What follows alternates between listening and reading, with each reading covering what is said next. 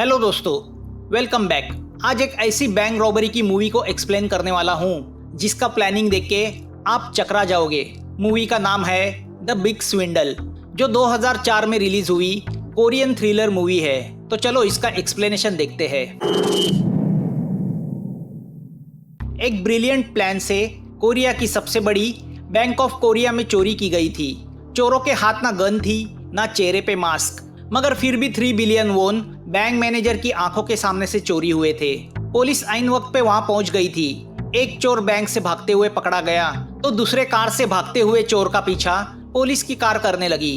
काफी car chess के बाद उस चोर की कार एक्सीडेंट में ब्लास्ट हुई। ब्लास्ट में मरे हुए चोर का नाम चोई था, जो बैंक रॉबरी का मेन प्लानर था। फिर भी पुलिस के हाथ वह चुराए हुए 3 बिलियन नहीं लगे। दरअसल वह 5 चोर थे, तो अब पुलिस को बाकी के 3 चोरों की तलाश है और उन 3 बिलियन वोन की भी। अब इस रॉबरी की केस को हैंडल करने वाला पुलिस डिटेक्टिव रॉनी चोई के छोटे भाई चैंग के यहाँ पहुंच जाता है। चैंग एक बुक सेलर भी है और नॉवेल राइटर भी। रॉनी उसे बताता है कि उसका भाई रॉबरी के सिलसिले में मर गया है। वो सुन के चैंग शॉक होता है। वैसे एक भाई चोर था तो दूसरा पढ़ा लिखा प्रोफेसर, फिर भी शायद दोनों भाइयों में प्यार था। चैंग पुलिस को बताता है कि जब चोई 1 महीने पहले जेल से बाहर आया था तो उससे मिला था। उसके पास कोई प्लान था जिससे बहुत सारे पैसे मिल सकते हैं, मगर जब चैंग ने उसे समझाने की कोशिश की तो वह नाराज होकर चला गया। उसके बाद उन दोनों में कोई कांटेक्ट नहीं हुआ। रॉनी को पता चलता है कि चैंग के माँ के इंश्योरेंस की मैच्योरिटी डेट हो गई है, तो उसके 500 मिलियन वोन बेनिफिशियरी चैंग को अब मिल सकते हैं। मगर वह अमाउंट सुन के चैंग कोई खास खुश नहीं होता। उसके हिसाब से आज की तारीख में 500 मिलियन की कोई कीमत नहीं। अब जब रॉनी को पता चलता है कि चैंग ने एक वुमन कॉल्ड शी नाम की नॉवेल लिखी है, तो वह सुन के रॉनी शॉक होता है, क्योंकि वह रॉनी की फेवरेट नॉवेल है। अपने फेवरेट नॉवेल राइटर को सामने देख के रॉनी खुश होता है और उसे एक ट्रीट देने का वादा करता है। अब रॉनी शेरॉन की पूछताछ करता है, जो किम की गर्लफ्रेंड है। किम वही आदमी है जिसने इस बैंक रॉबरी को लीड किया था और अब जो वांटेड है। शेरॉन रॉनी से कहती है कि रॉबरी के बाद किम कहाँ गया उसे पता नहीं। यहाँ चैंग शेरॉन की अदाओं का दीवाना हो जाता है, तो वो उससे पहचान बनाने की कोशिश करता है, मगर शेरॉन इंटरेस्ट नहीं दिखाती। शेरॉन चैंग से कहती है कि 1 महीने पहले चोई रॉबरी का प्लान लेके किम के पास आया था। किम चोरों का गॉडफादर माना जाता है, जो कुछ साल पहले फाइनेंशियल फ्रॉड किया करता था, मगर कभी पकड़ा नहीं गया। किम की अपनी टीम है जिसमें गैसोलीन है, जो नकली डॉक्यूमेंट्स और पेपर्स बनाने में माहिर है। दूसरा है बिगी, जो बातें करने में और लोगों को पटाने में माहिर है। तीसरा है स्वैलो, जो कार्स की चोरी और टेक्निकल एक्सपर्ट है। तो अपनी इस टीम की मदद से किम कई फ्रॉड इन्वेस्टमेंट प्लान बना के लोगों को ठग चुका है, मगर पिछले 4 साल से किम ने यह ठगने का धंधा बंद किया है। आजकल वह बैंक स्टाफ को करेंसी सिक्योरिटीज की ट्रेनिंग देता है।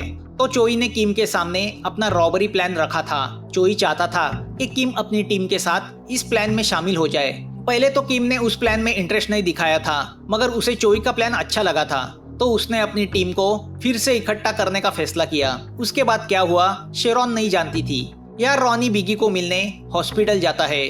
बिगी रॉबरी गैंग का एकलौता ऐसा चोर है जो बैंक से भागते हुए घायल हुआ था और पकड़ा गया था। रॉनी को लगता है कि चोरी किए हुए पैसे किम के पास है, तो वह बिगी को टॉर्चरिंग करते हुए किम के बारे में पूछता है, मगर बिगी नहीं जानता किम कहाँ है। मगर वो रॉनी को रॉबरी के प्लानिंग की पूरी स्टोरी बताता है। बिगी बताता है कि किम ने रॉबरी की प्लानिंग के लिए एक जंकयार्ड को अपना अड्डा बनाया। अपने सभी साथियों को उसने वहां इकट्ठा किया। फिर प्लान पे काम शुरू हुआ। किम को चोरी का प्लान इसलिए पसंद आया था क्योंकि उसमें ना कोई एक्चुअल डकैती करनी थी, ना कोई हथियार इस्तेमाल करने थे, ना कोई खून खराबा और ना ही कोई हॉस्टेज। एकदम दिमागी प्लान था। बिगी बताता है कि स्वैलो इतना पैसा देख के बहक गया था और उसके दिमाग में किम को डबल क्रॉस करने का भी प्लान चल रहा था, जिसमें वो बिगी को शामिल करना चाहता था। वो चाहता था जैसे ही पैसे वैन में भर दिए जाए, वैन लेके भाग जाओ। तो यहाँ चोई सबसे यही कहता फिर रहा था कि जैसे ही उसे रॉबरी का हिस्सा मिलेगा, वो उसमें से आइलैंड पे एक होटल बनवाएगा और बाकी जिंदगी सुकून से गुजारेगा। पैसे का लालच दिखा के चोई ने किम की गर्लफ्रेंड शेरॉन को भी अपने प्यार में फांसना शुरू किया था। तो अगले दिन प्लान के हिसाब से बिगी और चोई हेलमेट पहन के एक छोटी बैंक में घुस गए। यह प्लान उस मास्टर प्लान का छोटा हिस्सा था। बैंक में घुस के दोनों ने रॉबरी का नाटक किया, मगर चुराया कुछ नहीं। उनके जाने के बाद रॉबरी की रिस्क को देख के उस छोटी बैंक के मैनेजर ने सिक्योरिटी सर्वे के लिए किम को बुलाया। जो उस छोटी बैंक को अपनी कंपनी की तरफ से फाइनेंशियल सिक्योरिटी सर्विस दिया करता था। तो किम गैसोलिन के साथ वहां पहुंच गया। चेकिंग के बहाने गैसोलिन ने बैंक की तिजोरी में रखे बैंक ऑफ कोरिया के करंट डिपॉजिट चेक को बारकाई से स्टडी किया। करंट डिपॉजिट चेक यानी अगर किसी बैंक के पास कस्टमर को देने जब पर्याप्त कैश नहीं होती तो वह बैंक ऑफ कोरिया के एक करंट डिपॉजिट चेक कस्टमर को इशू करता है, जो करेंसी की तरह काम करती है। मतलब कस्टमर यह current deposit cheque bank of Korea को देके उनसे कैश वसूल सकते हैं। Bank of Korea south Korea की गवर्नमेंट बैंक है, जैसे इंडिया में रिजर्व बैंक ऑफ इंडिया है। तो गैसोलिन ने उन बैंक ऑफ कोरिया के चेक का फोटो निकाला और वो वहां से चले गए। गैसोलिन ने फोटो निकाले उन करंट डिपॉजिट चेक के हूबहू कई जाली चेक बनाए। टोटल 5 मिलियन के करंट डिपॉजिट चेक बनाए गए। फिर चोई ने किम के साथ मिलके बैंक से भागने के रास्तों को स्टडी किया। तो स्वैलो ने बैंक रॉबरी में इस्तेमाल करने के लिए एक कार चुराई। बिगी रॉनी को बताता है कि हम दोनों ने उस कार की नंबर प्लेट बदली की। पैसों को लेके भागने का हमारा प्लान भी रेडी था। किम को बैंक ऑफ कोरिया के फंक्शन के बारे में पूरा पता था। उसने चोई को बताया कि वो मेरे साथ बैंक में जाएगा। वहाँ के मैनेजर को वह 5 मिलियन के करंट डिपॉजिट चेक देगा और उसके बदले कैश की मांग करेगा। तो प्लान के हिसाब से दूसरे दिन चोई और मैं बैंक ऑफ कोरिया में वह 5 बिलियन के चेक कैश करवाने लेके गए। चोई ने मैनेजर को बताया कि वह बहुत बड़ा रेस्टोरेंट खोलने जा रहा है, तो उन्हें कैश की जरूरत है। तो कंफर्म करने के लिए बैंक मैनेजर ने उस छोटी बैंक को फोन लगाया जिसने यह करंट डिपॉजिट चेक चोई को इशू किए थे। ऑफ कोर्स उस फोन के टेलीफोन वायरिंग को किम ने स्वैलो के जरिए अपने फोन को जोड़ा था। तो बैंक ऑफ कोरिया के मैनेजर का फोन आते ही किम ने उसे रिसीव किया और कंफर्मेशन दिया कि 5 बिलियन के चेक उनकी ही बैंक ने इशू किए हैं। कंफर्मेशन मिलते ही उस मैनेजर ने हमें उनकी तिजोरी में ले जाके 5 बिलियन की कैश इशू की। तो बाकी प्रोसीजर के लिए पेपर साइन करने चोई ने मुझे भेजा। तब तक उन 5 में से 3 बिलियन को चोई ने गैसोलिन और स्वैलो की हेल्प से वैन में लोड किया। मैं जब पेपर साइन कर रहा था तो मैनेजर को किसी लेडी ने फोन करके इस रॉबरी के बारे में बताया था। मैनेजर ने तुरंत पुलिस को बुलाया, जिसका पता शायद बाहर पैसे भर रहे चोई को लगा। तो वह लोग 3 मिलियन से भरी वैन और कार लेके भाग गए और मुझे बकरा बना के छोड़ दिया। मैंने भागने की बहुत कोशिश की, मगर एक बस ने मुझे उड़ाया और मैं यहाँ हॉस्पिटल पहुंच गया। तो वहाँ चोई भी पुलिस से भागते वक्त कार एक्सीडेंट में मारा गया, मगर वैन में रखे पैसों का क्या हुआ मुझे पता नहीं। यहाँ शेरॉन को जब पता चलता है कि चैंग को इंश्योरेंस के 500 मिलियन मिलने वाले हैं, तो वह चैंग से दोस्ती बढ़ाने की कोशिश करती है। प्लान तो उसका भी चैंग को ठगने का होता है। चैंग इंश्योरेंस की ऑफिस में जाके पेपर साइन करता है। पैसे 10 दिन में मिलने वाले हैं। तो शेरॉन फैसला करती है कि वह जल्द से जल्द चैंग से नजदीकियां बढ़ाएगी और पैसा लेके फरार हो जाएगी। तो अब शेरॉन अपना सामान लेके सीधा चैंग के घर शिफ्ट हो जाती है और उससे कहती है कि उसका घर, जो दरअसल किम का था, वो रेंट न भरने की वजह से उसे खाली करना पड़ रहा है। तो वह आज से चैंग के घर में रहेगी। चैंग उसे अपने घर में रहने की परमिशन देता है। दूसरी ओर रॉनी को पता चलता है कि किम के रॉबरी प्लान का पता उसके डिपार्टमेंट के एक पुलिस ऑफिसर को था, मगर वो कौन है उसे पता नहीं। यहाँ मौका देख के बिगी हॉस्पिटल से भागता है और एक टैक्सी में बैठ जाता है, मगर बेचारे को पता नहीं होता यह पुलिस की चाल है। रॉनी ने जानबूझ के उसे भागने दिया था और बिगी जिस टैक्सी में बैठा है वो भी पुलिस का आदमी चला रहा है। रॉनी रॉबरी के बाकी मेंबर्स का पता जानना चाहता था, इसलिए उसने ये चाल चली थी। यहाँ बिगी सीधा गैसोलिन के पास पहुंच जाता है। तो रॉनी भी अपनी फोर्स लेके उस ग्रीन हाउस तक पहुंच जाता है जहाँ गैसोलिन छुपा हुआ है। रॉनी ग्रीन हाउस पे छापा मार के गैसोलिन और बिगी को पकड़ लेता है। गैसोलिन से रॉनी को पता चलता है कि रॉबरी के बाद वो पैसे से भरा वैन लेके वहां से निकले।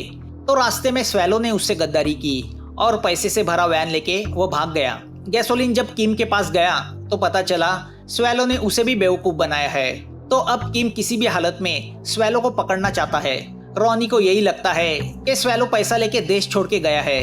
तो अब रॉनी स्वैलो की गर्लफ्रेंड नैन्सी को पुलिस स्टेशन बुलाता है और स्वैलो के बारे में पूछता है। नैन्सी बताती है कि किसी अनजान लेडी ने फोन करके उसे स्वैलो का पता दिया था। जब वह स्वैलो के पास पहुंची तो स्वैलो ने उसे पैसा देके पीछा छुड़ाना चाहा, जिससे दोनों में हाथापाई हुई। स्वैलो ने उसे पीटा तो गुस्सा होकर नैन्सी ने स्वैलो की गर्दन में चॉपस्टिक घुसा के उसे मार डाला। नैन्सी की बातें सुनकर रॉनी वहाँ उस लोकेशन पे पहुंचता है। तो उसे नैन्सी ने जैसे बताया वैसे स्वैलो की सड़ी हुई लाश मिलती है, मगर स्वैलो की वैन में पैसा नहीं मिलता। वहाँ मिट्टी लगा हुआ एक फावड़ा पड़ा होता है। वह देख के रॉनी बहुत गुस्सा होता है। यहाँ पुलिस डिपार्टमेंट का किम से मिला हुआ ऑफिसर पार्क किम को बताता है कि अब रॉनी को किम पे शक है कि उसी ने स्वेलो से पैसे चुराए हैं। किम भी अब तक यही समझ रहा था कि पैसे स्वेलो के पास है, मगर स्वेलो के पास पैसे न मिलने की वजह से वो कंफ्यूज है कि आखिर पैसे गए तो कहाँ गए। अब किम पार्क से कुछ पैसे उधार लेता है और ऊपर से उसे गाली गलौज भी करता है, जिससे पार्क डिप्रेस होता है। अब किम अपने शातिर दिमाग से सोचने लगता है कि पैसे कहाँ गए होंगे। चूंकि किम और चोई को छोड़ के सभी टीम मेंबर पकड़े गए हैं और पैसा उनके पास नहीं मिला, तो अब सिर्फ चोई बचता है। मगर उसकी तो कार एक्सीडेंट में मौत हुई है, जिसकी जली हुई लाश भी पुलिस को कार में मिली थी। किम जब पार्क से मिली हुई पुलिस कार चेस की फुटेज देखता है तो उसे पता चलता है कि एक्सीडेंट के पहले चोई की कार एक टनल में गई थी। तो अब किम उस टनल के अंदर पहुंचता है तो उसे वहां से बाहर जाने का एक रास्ता दिखाई देता है। वो रास्ता टनल के नीचे से होकर बाहर निकलता है। दरवाजे के बाहर पैरों के 2 निशान देख के किम समझ जाता है कि चोई इसी रास्ते से उस दिन भागा होगा, मतलब चोई ने अपनी मौत का बनाव किया है। यहाँ चैंग किसी अनजान आदमी के साथ बातें करते हुए दिखाई देता है। चैंग की बातों से साफ पता चलता है कि चोई जिंदा है, मगर वो कहाँ है यह सस्पेंस है। यहाँ किम को याद आता है कि चोई हमेशा रॉबरी के पैसे से आइलैंड पे प्लॉट लेने की बात किया करता था। तो अब किम उस आइलैंड पहुंचता है। वहाँ काफी छानबीन करने के बाद भी उसे चोई का पता नहीं चलता। तो अब किम चोई की पुरानी गर्लफ्रेंड जीना से मिलता है तो उसे पता चलता है कि चैंग तो 4 साल पहले ही मर चुका है। उसने सुसाइड की थी। स्कूल के फंड को चैंग और उसके दूसरे एक प्रोफेसर दोस्त ने किसी फ्रॉड इन्वेस्टमेंट कंपनी में इन्वेस्ट किया था। कंपनी पैसा लेके भाग गई। पैसा डूबने से दोनों डिप्रेस हुए और दोनों ने सुसाइड की। जीना की बातें सुनकर किम पूरी तरह शॉक होता है, क्योंकि वह इन्वेस्टमेंट कंपनी किम की ही थी। उसे 4 साल पहले का वह वाकया याद आता है। भोले वाले चैंग ने और उस प्रोफेसर ने किम की चिकनी चुपड़ी बातों में आके कॉलेज के फंड को उसकी फ्रॉड कंपनी में इन्वेस्ट किया। किम पैसा लेके भाग गया। उस सदमे में उस प्रोफेसर ने सुसाइड की। उसकी सुसाइड को खुद जिम्मेदार मान के चैंग ने भी सुसाइड की थी। किम समझ जाता है चैंग का चेहरा लेके जो घूम रहा है वो कोई और नहीं बल्कि चोई ही है। अब हमारे सामने उस रॉबरी के दिन चोई का किया हुआ प्लान सामने आता है। चोई ने टनल में कार को रुका के उसके उस अनजान दोस्त की मदद से एक डेड बॉडी को कार में डाल के कार में ब्लास्ट करवाया। दरअसल वह अनजान आदमी कोई और नहीं बल्कि उस मरे हुए प्रोफेसर का फादर था। अपने बेटे की मौत का बदला वह किम से लेना चाहता था। वह आदमी प्लास्टिक सर्जन भी था, तो चोई ने उसे अपने प्लान में शामिल किया, क्योंकि चोई भी अपने भाई चैंग की मौत का बदला किम से लेना चाहता था। चोई ने रॉबरी के तुरंत बाद उस आदमी से प्लास्टिक सर्जरी करवा के अपना चेहरा चैंग जैसा बनवाया और वो चैंग के बुक स्टोर जाके चैंग बन के रहने लगा। सब लोग यही समझते रहे कि 4 साल बाद चैंग रशिया से वापस आया है। उस डॉक्टर ने चोई से यह भी कहा कि अगर वो कभी चाहेगा तो उसे उसका ओरिजिनल चेहरा वापस मिल सकता है। यहाँ ये भी पता चलता है कि जीना ही वो लड़की थी जिसने चोई के कहने पे उस दिन बैंक मैनेजर को फोन करके रॉबरी की खबर दी थी।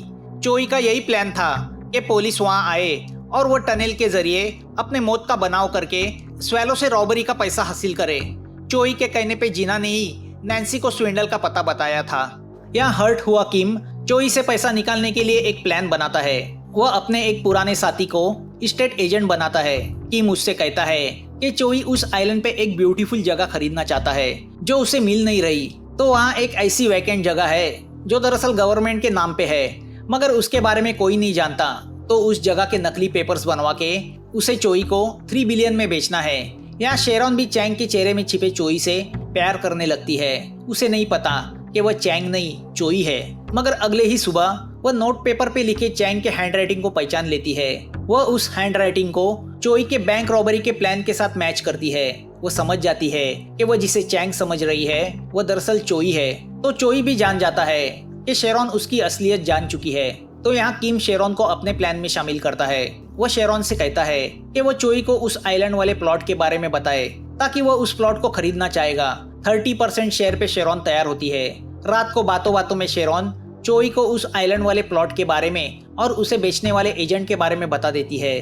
दूसरे दिन चोई उस नकली एजेंट के नकली ऑफिस पहुंचता है। वह किम का एजेंट चोई को ऐसा महसूस कराता है कि जो लैंड वह खरीदना चाहता है उसकी मार्केट में बहुत डिमांड है और वो कभी भी बेचा जा सकता है, तो चोई जल्दी करे। चोई दूसरे दिन का वादा करके वहां से चला जाता है, मगर रात को शेरॉन उससे कहती है कि उसे वह प्लॉट नहीं खरीदना चाहिए। उसके बदले उसे सियोल में अपार्टमेंट खरीदना चाहिए, क्योंकि शेरॉन नहीं चाहती कि किम की साजिश में चोई फंसे और चोई से उसे मिलने वाला इंश्योरेंस का पैसा उसके हाथ से चला जाए। तो शेरॉन की प्यार में चोई दूसरे दिन किम के उस एजेंट को फोन करके बताता है कि वो लैंड में इंटरेस्टेड नहीं है। किम ने मेहनत से बनाया प्लान फेल हो जाता है। अब चोई प्लास्टिक सर्जन को फोन करके उसे बताता है कि वह फिर से अपना चेहरा बदलना चाहता है। यहाँ किम गुस्सा होके चोई पे फाइनल अटैक करने की ठान लेता है। तो यहाँ चोई चैंग के मेमोरियल जाके उससे कहता है कि उसने उसकी मौत का बदला ले लिया है। उसने किम जैसे महाठग को ठग लिया है और अब उसके गायब होने का वक्त आया है। रात को चोई घर पे आता है तो देखता है किम गन लेके उसका इंतजार कर रहा है। अब किम चोई से कहता है कि उसे उस रॉबरी के 3 बिलियन चाहिए। यहाँ किम चोई से बात कर रहा होता है कि तभी वहाँ पे रॉनी आ जाता है, जिसे दरअसल चोई ने ही बुलाया है। रॉनी को देख के किम चुप जाता है। रॉनी शेरॉन से चैंग के बारे में पूछताछ करता है तो शेरॉन उसे इशारे से कहती है कि वो ऊपर है। तो अब रॉनी गन लेके ऊपर की रूम की तरफ बढ़ता है तो देखता है कि किम चोई को लेके पिछले दरवाजे से भाग गया है। अब रॉनी की पूरी टीम दोनों को ढूंढने में लग जाती है। तो यहाँ चोई किम को लेके पास वाले जंगल में यह कहते हुए लाता है कि उसने पैसे वहीं पे छुपाए हैं। अब मौका देख के चोई छुपाई हुई गन को निकाल के किम पे तान देता है। दोनों में काफी हाथापाई होती है, मगर आखिर में किम चोई पे गन तान के उसे पैसे देने बोलता है। तभी पीछे से पार्क आके किम को शूट करता है और अपनी बेइज्जती का बदला लेता है। किम वहीं पे मर जाता है। बेचारा रॉनी जान नहीं पाता कि चैंग ही चोई है। तभी हमें बुक शेल्फ में बुक्स के पीछे छुपाए 3 बिलियन दिखाई देते हैं। रॉनी चला जाता है। उसके जाने के बाद शेरॉन चोई से कहती है कि अगर मैं रॉनी को तुम्हारी सच्चाई बताती तो क्या होता। चोई उस सीक्रेट के बदले उसे इंश्योरेंस के 500 मिलियन देने को तैयार होता है और उसके लिए एक डायमंड की चोरी का प्लान भी बनाता है। चोई पार्क को उसकी आइडेंटिटी सीक्रेट रखने के पैसे देता है। तो वादे के अनुसार चोई नकली डॉक्टर बनके एक ज्वेलरी ओनर को चूना लगा के उसका डायमंड चुराता है और शेरॉन को देता है। दोनों कार से भाग जाते हैं। मूवी यहाँ खत्म होती है। तो कमेंट में बताना आपको एक्सप्लेनेशन कैसे लगा और हमारा हौसला बढ़ाने के लिए प्लीज सब्सक्राइब करना। फिर मिलेंगे नई मूवी के साथ। Thanks for watching.